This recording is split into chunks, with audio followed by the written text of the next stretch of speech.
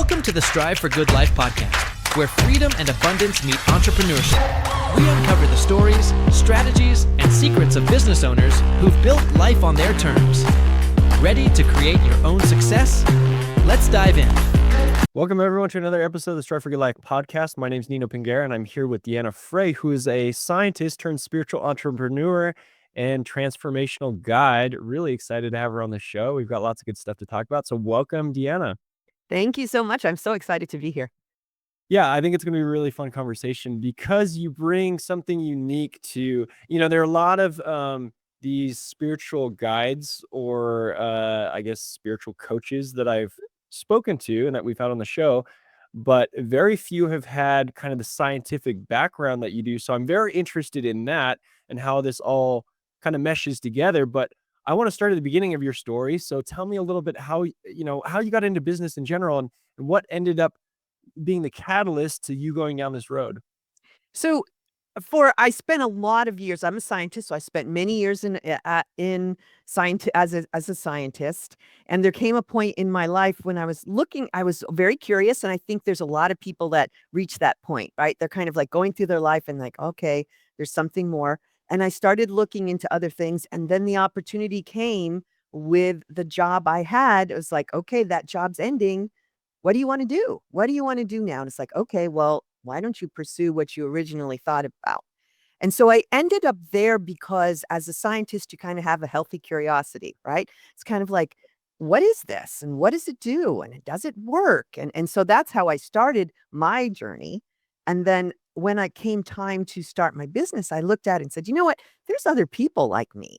There's other people that want to understand this stuff, but they're a little leery of it. But because I'm coming from that science background, it's kind of like, oh, this isn't somebody that's just, that there's so many portrayals out there of spiritual people being, I don't know, weird or, or out there kind of thing. We see it in media as far as old movies and, stuff like that. And so I got to the point where, look, all the things I've discovered and learned, I could help somebody else. And that's where it originally started. The business started 8 years ago with healing. It started with working with Reiki, which was which was still that kind of bridge between science and spiritual. And then it just, as I grew, so did my business. And so then I learned a lot of other things. And so that's how I came to be. It was kind of like listening to my intuition, what was calling to me. I had that opportunity when my old job ended. I could do it. I looked at it and I said, what do I want to be when I grow up? It's kind of like, okay, here's my opportunity. Right? I can be whatever I want. What about if we looked at this, if we could help people a different way? And so that's how Yeah. So I'm curious as to know a little bit more about your work, your scientific work that led you to healing specifically and why Reiki stood out and how that kind of meshed with what you were already doing. So maybe we get into that a little bit.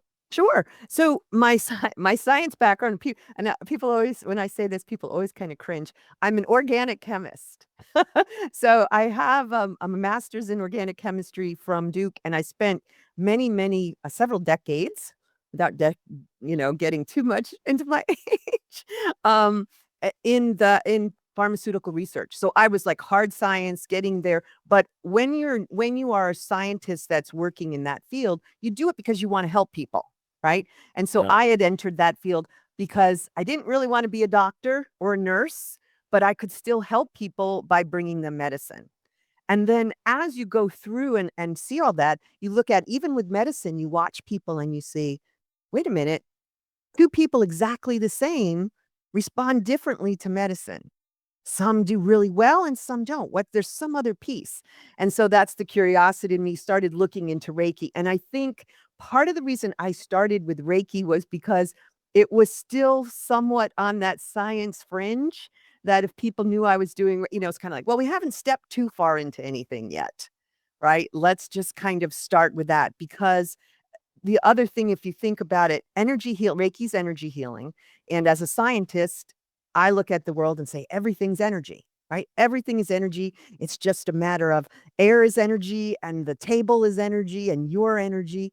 So if everything's energy, what happens if you could help it, change it, unblock it, whatever it is, then you can make a difference. So there's a part of me that said, okay, I think there's something here. So let me see. And my poor husband got experimented on, and I didn't tell him I was doing things, I was doing some healing for him, and he healed right away and was like, "Oh, all right, there is something here. Okay, all right." Yeah, I was curious about that piece. If you had been experimenting on yourself, like this was coming from your own personal healing, or if I guess you were experimenting on your neighbors, your husband, etc. Yeah, it was more helping other people. So when I first started and I was, using the energy, kind of channeling the energy for people, I was just doing it for friends. I even did distance healing for animals. I remember early on, I did a distance healing for a horse. And it was really fun. And so all I asked when I did that at the time was just tell me what you see, as a result. If you don't see anything, no results, good, that's good too. But tell me what you see. And, because I kept seeing results, because people kept telling me results that kind of shocked them, and these are a lot of my friends are gonna be analytical like me, right? And so, it shocked them too, right? So they were kinda like, "I don't know, this is really I'm like, "There is something there," and so it just kept me going and saying, "Okay, this can help people. This is great. I'm gonna do this." Yeah, so I don't know enough about energy healing really. I want to know more because I believe that there is something to the science, Mhm. right? So maybe walk us through, what does the process actually look like to get unblocked or however you want to frame it? Okay. So we'll start with two things. The first one is what happens. So if we look at our energy body, if we look at ourselves and our physical body, we can see, and there's also energy levels around it. So there, if you go a few inches out, there's a little bit. If you go another few inches out, there's an emotional layer. If there's a go a few out, there's a mental. If you go further out, it's spiritual. And that's kind of like the aura. If you've ever heard people go, "Oh, I see people's auras or what they look like," etc. If you think of those energy bodies, and some of them have actually been measured scientifically, so that's cool. Um, if you look at those energy bodies, if I always tell people, if you think about a glass of water, right? And the bottom is your physical, and there's this nice column of water, and on top you put something porous. And for a while it floats. But eventually it works its way down until it gets into the physical. So disturbances in your energy field, mental thoughts, emotional stuff, if it doesn't get cleared off, it kind of develops that porous thing and it ends up in your body. And so that it ends up in places and blocks the flow of energy. So that's first what can happen. So second, how do we do anything about that? So my job is all I do is I'm a channel for the energy. So I've taken on, and gotten my body kind of physically adjusted to be able to help channel that energy. The energy's up there for everybody. It's not like it's some special. It's all the same energy, regardless of what energy modality you use. It's all universal energy, divine energy, however you would like to look at it. And so my job is I've changed my body shape a little bit and my energy enough to be able to bring it through. So all I do is channel it through. And the idea is in any energy healing is I channel that energy to you and your body does with it what it needs to do. So I often tell clients it's a little bit like imagine your body is a car battery that just isn't starting. It doesn't have enough juice at the moment. I'm the battery cable. I'm that jumper cable that's bringing down that energy from the big battery down into your body to jumpstart it and give it the energy it needs. And if you think about some of these things that are blocking, it's almost like a channel, right? If you see a stream or a river and there's some junk, so a tree fell in it and it's not flowing the way it should, right? Mm. So it'll come along and kind of help that energy clear out. So now everything's flowing again. And people notice the difference when things are flowing really well. It's like, wow, life's going great. Everything's moving along. Things are going. I'm on time. I got this in the mail. I don't know, whatever the things are. You're going through your life doing things normally. But when it's out of whack, you're kind of just like, oh my gosh, I knocked this over. Why can't I keep knocking things over? Or, I can't quite remember stuff or whatever the things are. You can feel the difference when energy's not flowing through. So Yeah. hopefully that helped.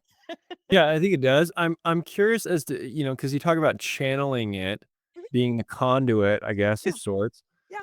yeah. How do you I mean, for a beginner, obviously, like I'm sure it takes some kind of a practice, but Mhm. what does that actually look like? How do you open yourself up to channeling that energy? I'm just really curious about all this. So, in my and in fact, I just taught a couple of Reiki classes. So, this is something I always tell my students. So, for instance, specifically with Reiki, when we're doing this, is if we look at the various energy centers, what I do when I am what we call attuning them, when I'm helping them to adjust their bodies to bring in the energy, is we're essentially opening up the energy centers in the body up until we get to the heart chakra. So if we look at the different things, and then what happens is we also have the energy so that it goes down each arm to the palm. And so when I'm channeling, that once that channel is open, it doesn't close by itself.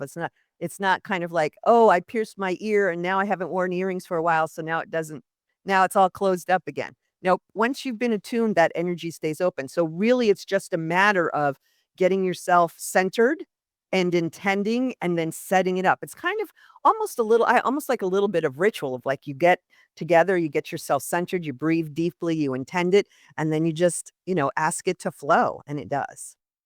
Wow.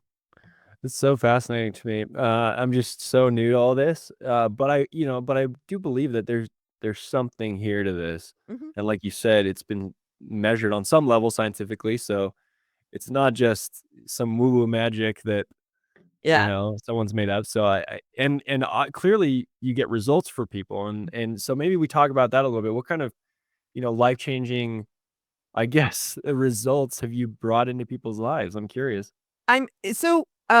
We'll go to the like when I've just started, and this was just for me when I was just practicing. That horse, for instance, this was an older horse who was having so much problem walking. His back hindquarters were very stiff, and he was, grumpy and had a hard time walking. And I just did some distance. I don't even know if I did more than one. I know I did one distance healing session with him. And I asked my friend who happened to go and ride him regularly. And I asked a couple days later, and she goes, "What happened with that is like all of a sudden he was like he wouldn't stay on he was all frisky, right? Instead of plodding along, like okay, now it was like I had to kind of rein him in. He wanted to go here and he wanted to go there. He was moving so much better. Hmm. She was so different because he wasn't like that normally. Um, I look at, I had another this is an animal one again, a friend whose pet, was quite old, but suddenly started losing all its muscle ability to the point where it was like, "Okay," and she was at the point of saying, um, this, "He's gonna pass," and I'm just distraught as anything. And so I channeled some energy for him, and because of you have to remember that the person has to be willing to receive it and or the animal has to be willing to receive it. That particular little dog loved his owners so much for saving him, for rescuing him, that he wanted to spend more time with them. And so although I knew it wasn't healing him completely, we did get him back so that he could run around and do some of the things he had been doing. And so it gave them an extra month that they went and did all the things together, right? Wow. And so they were so, grateful to get that extra time with him, right? To be able because they weren't ready to say goodbye yet. For my hu my when I first worked on this with my husband, was a really I honestly wasn't sure what to expect. He came in one day and had pulled his lower back. Mm. And, I knew I was like, "Uh-oh, he pulled his lower back." I'm like, "Why don't you go upstairs and lay down?" And I said, "Do you want me to just massage it?" Because a lot of times "Oh, let me massage the muscles," or whatever. And while I was doing that, it occurred to me, I was like, "He's not gonna know if you do," because he's a scientific engineering kind of background, so he's not, so I'm like, "You don't need to tell he doesn't need to know, right? Just do it." And so I did some massaging, but then sometimes I just left my hands there. And, I did about 15 minutes and then I went, "Okay," and I went downstairs and then all of a sudden he came back downstairs and he's like, "Okay, you ready to go get something to eat?" And I'm like, "I thought your back hurt." He's like, "No, it's fine." I'm like, "Okay, so do you want me to drive?" "No, no, I got this." I'm like, "You're yes." And what was interesting about that is I told another guy friend, very skeptical friend, months later, and I said, "Yeah, my husband didn't even know that I was doing it." And my husband heard me and he spoke up, goes, "I knew something was up because this is what's really interesting. One of your hands was ice cold and the other was very hot. Now, I never noticed any change in heat. But what do you do when you pull a muscle? right? If Yeah. your muscle, they have you alternate ice and heat. One hand was ice, one hand was heat. I didn't feel it, but he did. He received it. And so for me, that was such a thing of like, well, here's a skeptical person who is not going to go just tell you what they want to hear. In fact, we never talked about it. I didn't find out about it till much later when he told me that. So it wasn't like, he just kept it to himself. So Yeah. I've seen things like that. I've seen most frequently, I get a lot of people with, especially now, a lot of anxiety, um, some heartbreak, things like that coming out and going, "Oh my gosh, I feel so amazing. I feel so calm." I had a couple of clients not that long ago, the last couple of months, who had problems with SBI, which it's basically bacterial overgrowth in your stomach. Mm. So there's a systemic intestinal thing. And they've been on drugs, they've been on whatever, and it's like, "Oh, they're so much better now." I'm like, "Okay, there you go." Um, and so there's those kind That's of so things. fascinating. I Yep. mean, so I'm religious, and so I try and frame it kind of within that context. Sure. And there are religious miracles that you hear about, Yep. and right, miraculous healings, Mhm.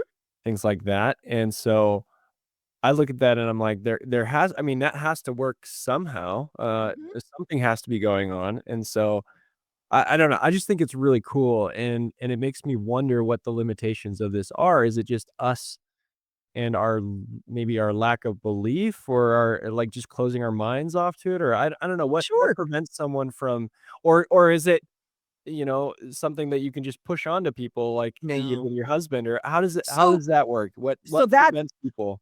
perfect, perfect, because one of the things is when you work with this kind of energy healing, especially something like Reiki, I also do archangelic light healing, which is a very interesting, it's another modality very similar.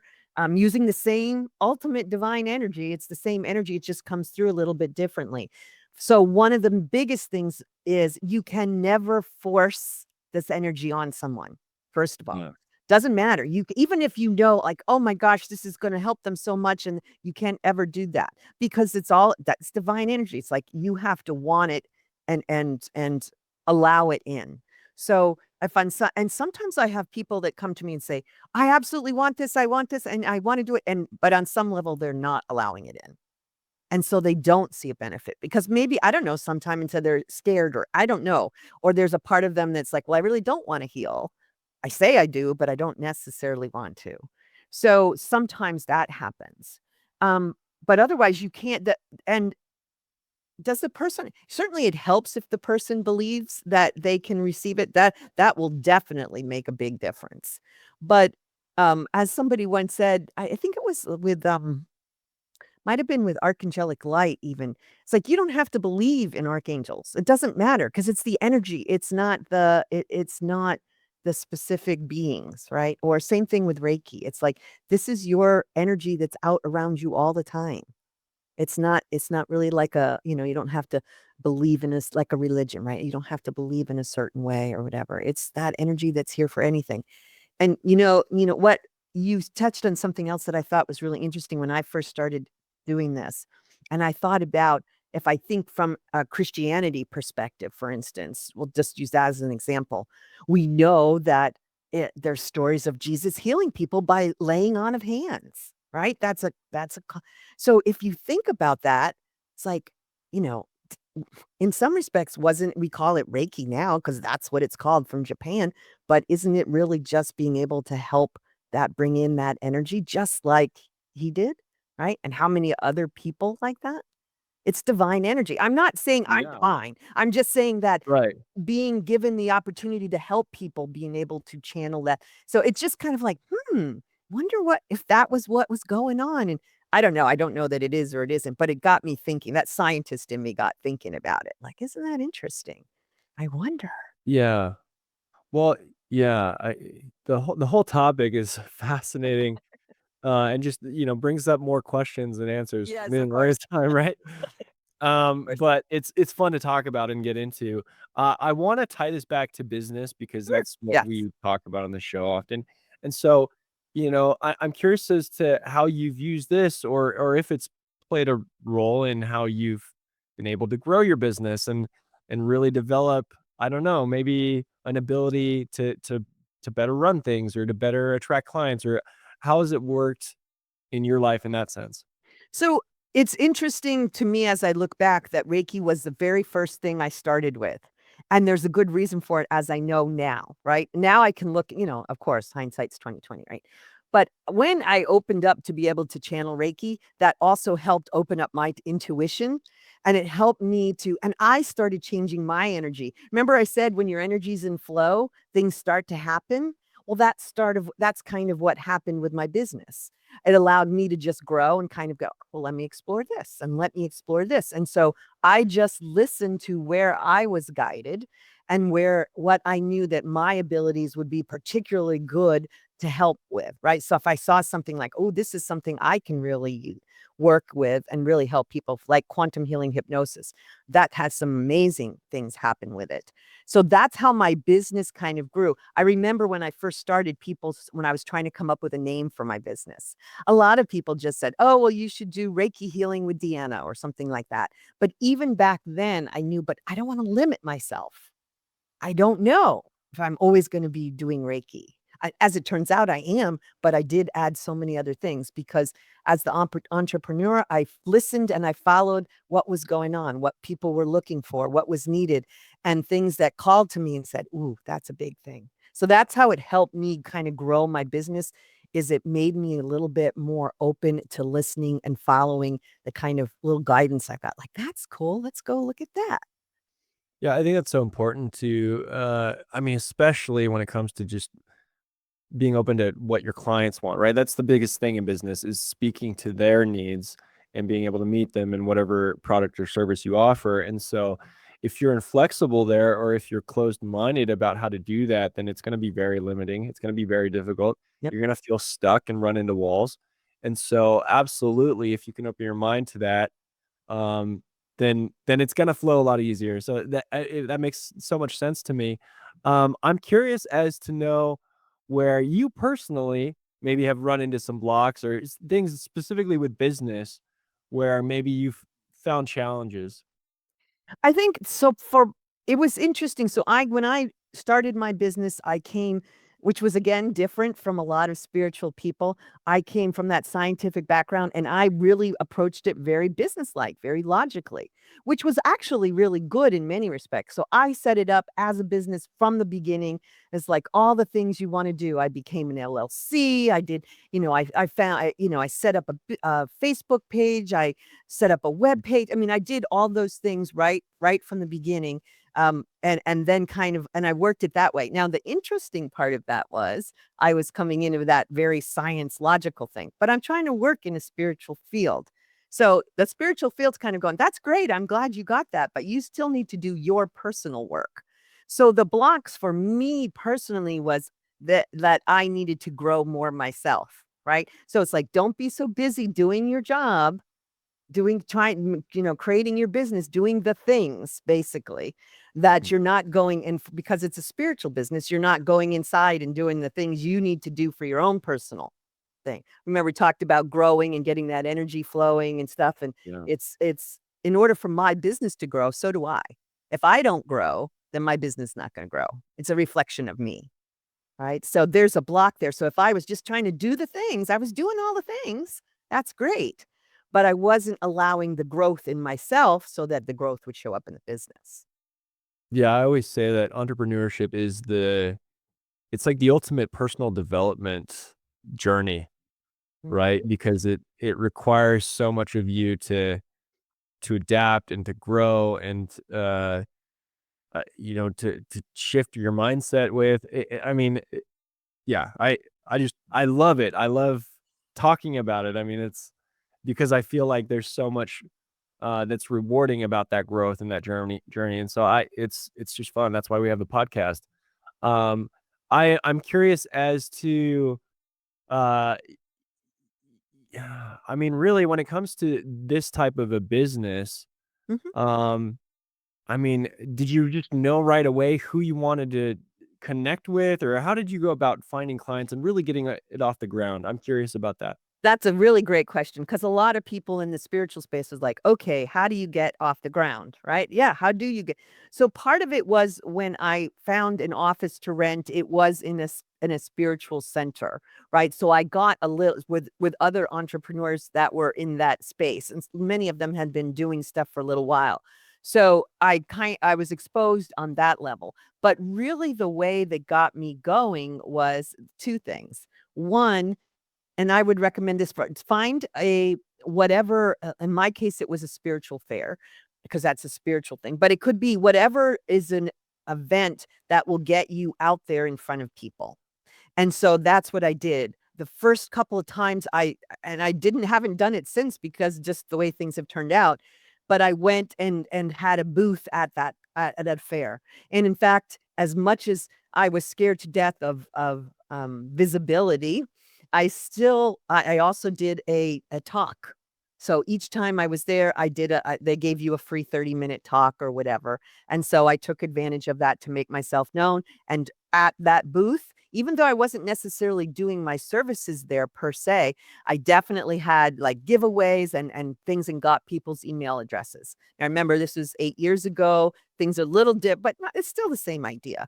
And so from that email list, then I started moving off from there. And then I made the Facebook page, invited my friends, made it public. And so between those two things, this was a slow start, but it got there, right? And I got a following of people between that and Meetup and some other places. I got a following of people who started come to my events, word of mouth gets out, and it kind of goes from there. Yeah, just snowballed. I think it's great that you started off with email marketing and that you weren't shy about that. There's so many people I talk to that and maybe, because things have shifted in the last 8 years, right? Maybe people find that they're not spending as much time on email or whatever, but I get that argument all the time that, "Oh, like my customers don't care about that." But it's one of those things where it's still, I mean, statistically speaking, it's the most effective marketing method there is. So, um I always recommend no matter where you're at, if you're not building your list, you absolutely need to be doing that. So kudos to you for, starting with that in mind, because I think that's powerful. But just putting yourself out there, going Mhm. to an event, um, being brave enough to stand. I mean, that's got to be talk a little bit Yep. about that. I mean, if you're a brand new business, what is it like to stand in front of a crowd and present yourself in that way? I think the fortunate thing for me was that, in my former job, the last couple years, I had been a trainer, and I've been a trainer worldwide, so I would do it actually like we're talking right now, or via Zoom-like software, but also in standing in front of people. So that had made it a little bit easier 'cause I know it I always tell people they probably don't real I'm incredible introvert. So I can be what I can be is an extroverted introvert when I need to be. So I can speak if I need to. But I had a little bit of that, but there was now I'm in this new space. I'm not talking science anymore, right? I feel good about that. I can talk about that. Now I'm in this spiritual space where I'm just getting started amongst all these other people who have been doing things like this for years. There is a little bit of that imposter syndrome. There's a little bit of that, who am I to stand up and do this? Um, and so the way I got through and I'm trying to think if I think I kind of used the same talk both times, just changed it a little bit. What I did was we talked about what do your clients want? And so I looked at it and say, okay, think about you and your journey. How did you get to where you are? How did you develop your intuition? So do a talk speaking to them, those people that want to do this too, want to develop their intuition, want to okay, so let's go through the steps. Like you just kind of weave in your story a little bit with steps for how they can do whatever it is. And in my case, it was kind of open their intuition and become more spiritual and, access their gifts and stuff. And I gave them very specific steps to do that. And so I got a big attendance because at that fair, it's like people are there, they see things, but also on some level, they want to be able to do things like this, right? They don't want to necessarily just go to a reader or a Reiki heal, whatever. It's like, how did you do it? How do you? And so by laying all that out, I spoke to what the audience wanted. And because it was still partially my story, it made it easier to speak to. Right? And so, I had my little list and I just went through and I answered questions and, And there is a part of me, I think, that once I get started there's that first part is like, "Oh my god, oh my god, oh my god." And then as I get going, it's just like, "Okay, I'm in the zone. We're just, I'm not gonna let anything bother me." But boy, inside I was, "Ugh." But I was like, "Okay, here we go." And that got a lot of people from that talk to my booth to sign up for things or even sign up there to be on the email list and get a newsletter and, sign up to get a free maybe they would win a free healing or whatever. So that's Yeah. that's how I started with it. Is like I picked something that I knew people wanted or interested in, and then I made sure it was easy for me to speak about because it was something I knew, right? It was like my story partially. So it's like, okay, so these are the things. So then I didn't have to worry about saying the exact thing. It was just telling the story, kind of like we're talking now. Yeah, I love that. I mean, this is still these principles that you're outlining here. I mean, just with giving people what they really want. I mean, it applies to lead magnets. I mean, anything that you do today, right? Same thing. Speaking to what's familiar, weaving your story, and that's so important that people hear your story, and understand how you came to the conclusion that you did, right? That's powerful in helping people understand Mhm. what you know, right? And make the connection in their mind that this is important for them, right? So, I mean, all of these things are exactly what I tell people all the time to put And in their lead magnets. here's the biggest thing I think that really made a difference. So, for the longest time, I kept my lives separate. Like, here's the science me, and here's the spiritual me. It's like when I'm being a scientist, the spiritual's in the closet. When I'm being a spiritualist, the science in the closet, right? Because I felt like they didn't belong. And at some point, little by little, I put a little bit in my about on my webpage. And then I started to have clients say, the reason I chose you because you were a scientist. And then I just fully owned it. And I can't tell you, even just yesterday, I had a client. I said, "So why did you choose?" And it's like, I saw all the people and I saw you and I knew that you would understand because you have this science background, you have whatever. So what I take that and what I would tell other people is own who you are. Own what makes you unique. Don't shy away from it. I did.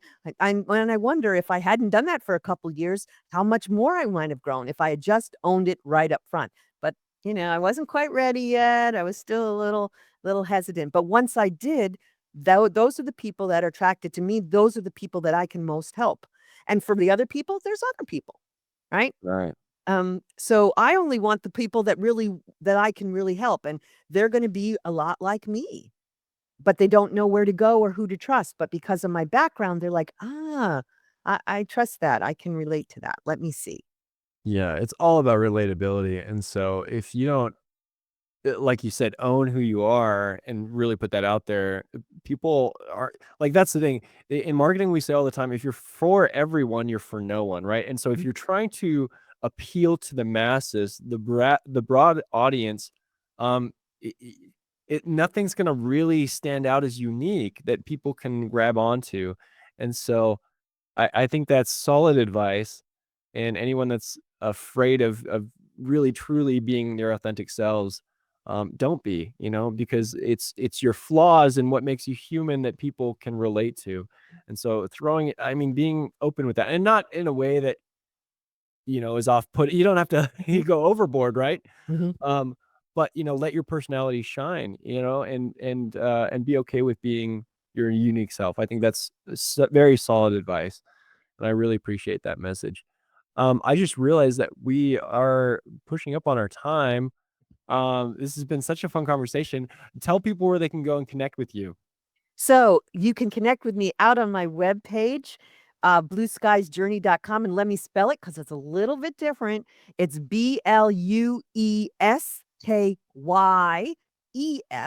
and journey.com. So got my webpage. All the services are there. There's free consultation out there. I'm also on Instagram, same spelling, Blue Skies Journey, and on Facebook, Blue Skies Journey. So you can reach me on either of those places as well. Yeah, so I'm there, kind of check it out, see what's there. Yeah, we'll have Deanna's links in the show notes. So if you're listening, go there to connect with her.